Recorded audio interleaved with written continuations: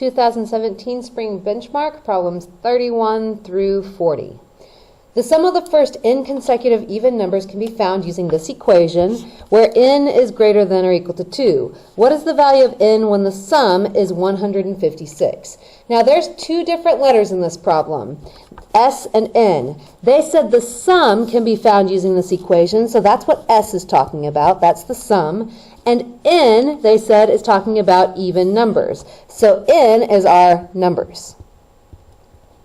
Now, what is the value of n when the sum is 156? They're telling us that our s value is equal to 156. So let's take that number and plug it in for s in the equation. So what I'm going to write is 156 is equal to n squared plus n. Now, if you're not sure how to solve this equation, and it's kind of hard to tell if that's a plus sign or a division sign. I'm going to double check on one of the other equations before I finish answering this. It is a plus sign. Okay. So what I'm going to do is take my possible values of n and plug them into my equation. So for the first one, I'm plugging it in for both of the n's to see if it gives me 156. I've got 6 squared plus 6, which gives me 42, not 156. So A is out. Then if I do 39 squared plus 39, that also gives me 1,560, which does not match up with that answer, so it's not that one. So let's try 26 now. I got 702, so that one does not work. Let's try one more answer choice. That one is 12. That gives me 156. So when I did 156 is equal to 12 squared plus 12, that is true, so that's why my answer would be D. So anytime you have these kind of problems with two variables and they give you the value of one, try plugging it in and solving for the other. Number 32. The table contains some points on the graph of an exponential function, so we know we're dealing with exponential. Based on the table, what function represents the same relationship? Now, anytime they give you a table and equations, that's probably a good idea to use stat edit. So let me clear out everything that I have in here. Enter all your values, 0.0625, 0.25, 1, and 4.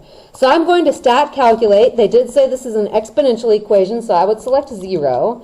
And I get this as my numbers. So my a value, if I have y is equal to a times b raised to the x power, my a value was 0.0625 and my b value was equal to 4.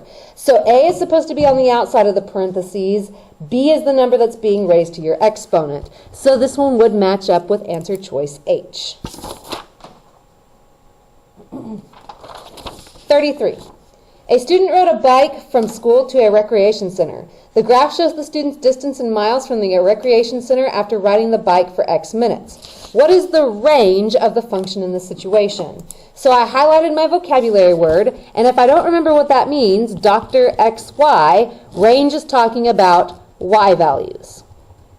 Now also, when you are looking for range, that's when you draw your lines from lowest to highest. So if I'm looking at this picture, the lowest it goes is right down here, and the highest is up at +9. So it's going from 0 all the way up to 9. Let's find the one that matches. All real numbers greater than or equal to 0 and less than or equal to 9. That would be B. Now I've noticed that a lot of people are having trouble with the domain and range questions. So if you draw in your horizontal lines and your vertical lines at the same time, then pay attention to which axis you should be looking at to get your numbers. We are looking for y values, so that's why I took the values on the y-axis, not the numbers on the x-axis. 34. What is the solution to this equation? All right, I've got parentheses, so the first thing I'm going to do is start to distribute. So 0.3 times both of those. Let's go ahead and get our calculator right here. I've got 0.3 times 12, which is 3.6. So 3.6x, don't forget about that letter. And then I also need to do 0.3 times a negative 16, which gives me negative 4.8, equals. On the other side, when I do the same thing, I'm multiplying 0.4 to 12. That gives me 4.8. and that one does not have an x attached to it. Then I have 0.4 times negative 3. That gives me negative 1.2. That one did have an x attached to it, so I need to make sure that I bring it over. Now, I don't have any combining like terms to do, but I do have the same letter on both sides of my equal sign, so I'm going to start by moving it over to the left. I always take the 1, move it over to the left. So, because it was negative, I have to do the opposite operation in order to move it over. And if you're not sure how to add the decimals, just do it in the calculator. 3.6 plus 1.2 gives me 4.8 x's. I still have my minus 4.8 right here, and that equals 4.8. Okay, now I know that's a lot of 4.8s, so go ahead and draw your arrow pointing at the letter that you're trying to solve for, and now determine who's the friend, the one that's not attached. That would be negative 4.8, so I'm going to add it to each side. Now those cancel because they had opposite signs, and I still have 4.8x over there. On the other side, 4.8 plus 4.8 gives me 9.6. And whenever I do my final step, I need to divide both sides by 4.8. I get x equals 2. So that would be answer choice H. Now, on one of the other problems, I did show you that if you have two sides of an equal sign where you have to do a bunch of information, you can try plugging in the answer choices for both of the x's and seeing if both of those sides are the same number. So if I know 2 is my solution, I've got 0.3 times 12 times 2. Okay, so that letter x was replaced with 2, but everything else stays the same on that side. I got 2.4. When I do the same thing to the other side, so 12 minus 3 times my x value 2, I also got 2.4. It was the same on both sides of the equal sign, that's why it was my solution. Now 35, what is the solution to the system of equations? This one is kind of a monster, so I'm going to show you two different ways to do it. Now, this one has the y already solved for on its own, but let's go ahead and take this guy, 10x minus y equals 53, and let's solve that one for y. So if I was going to do that, I would start by moving over the x, so it's minus 10x. That's negative y equals negative 10x plus 53. Then after that, negative y really means negative 1y. So I'm dividing everything by negative 1, and I get y is equal to 10x minus 53. Okay. If I have both of these in my calculator at the same time, I'm going to y equals 10x minus 53, and the other one is a fraction bar, so let's go ahead and put that in. Minus 13x plus 92, all of that divided by 2, and let's see if we can find anything on the graph. It's still graphing when it's got that little line right there. It kind of looks like it's crossing over here, which is 1, 2, 3, 4, 5, 6. So it's probably 6, 7. So this one I did get lucky that I could see the whole thing. You might be able to zoom out sometimes and be able to see where it's going to cross. This one, you can kind of see it, but that didn't really help us so much. But remember that a solution is where they cross. So I'm going to go ahead and zoom back in. Okay. So in order to know for sure, it looks like it's crossing at 6, 7. Let's go to our table. And if I go to that point, I've got 6, 7 for the first point and 6, 7 for the second one. That means they share that point and have it in common. That would be my solution. Now, the other way that you can do this is substitution.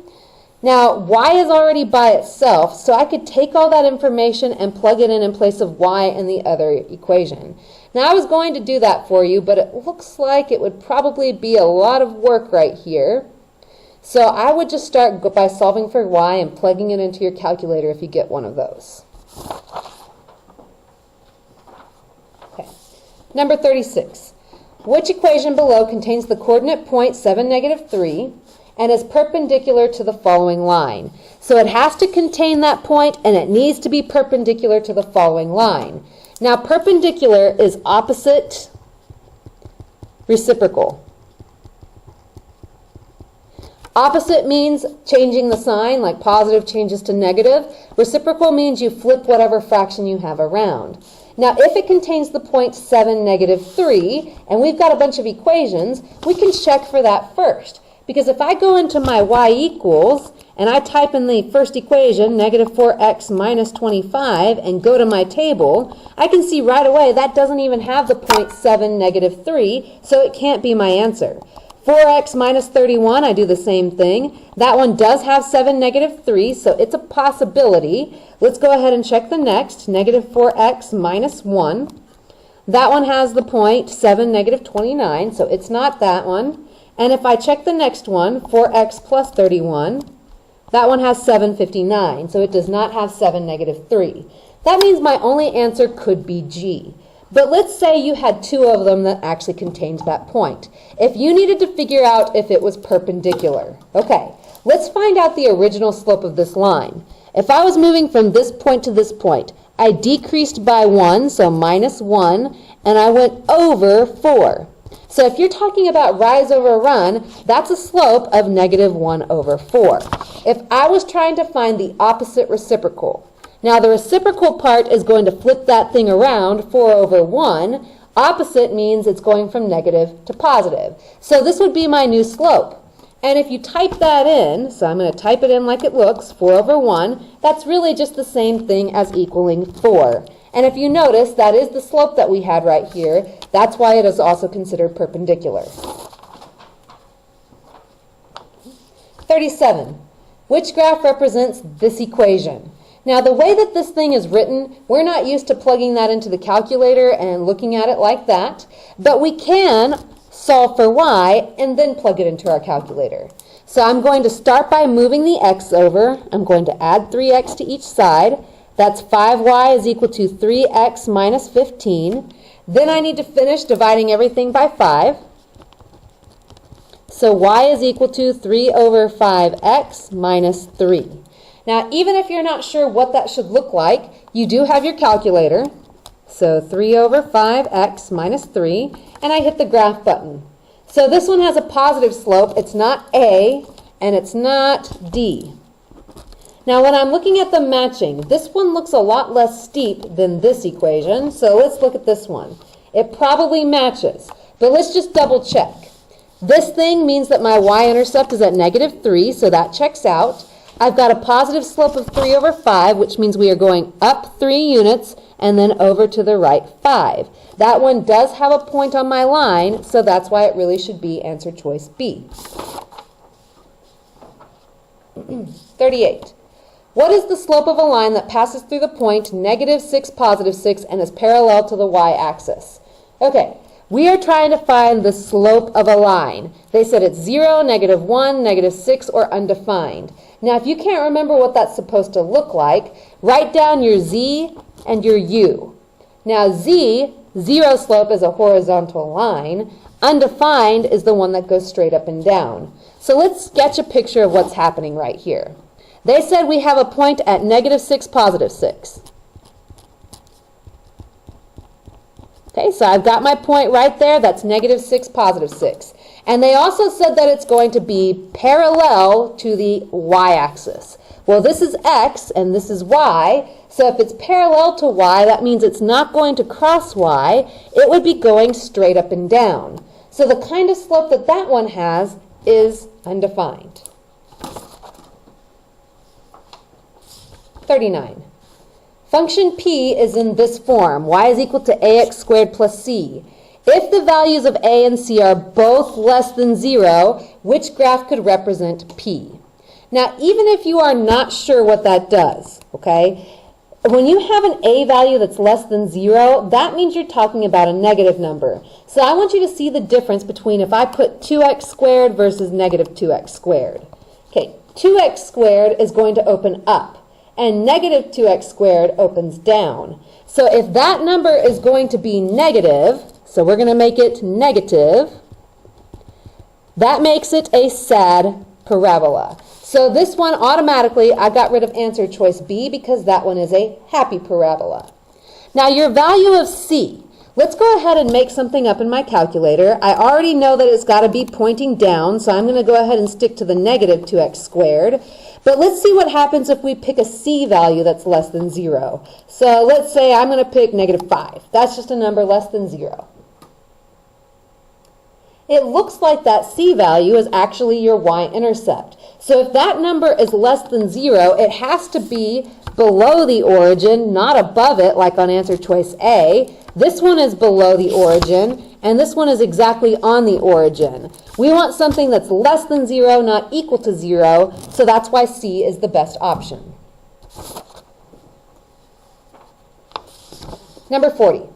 Which statement about this equation is true? Now, the first thing that I notice on this problem is that they mention zeros. That's a vocabulary word. Zeros, roots, and solutions. Those all mean x-intercepts. So the easiest thing to do, because they did give us an equation, is to type that into my calculator, so minus 2x and then plus 15, and see if you can find them just on the graph.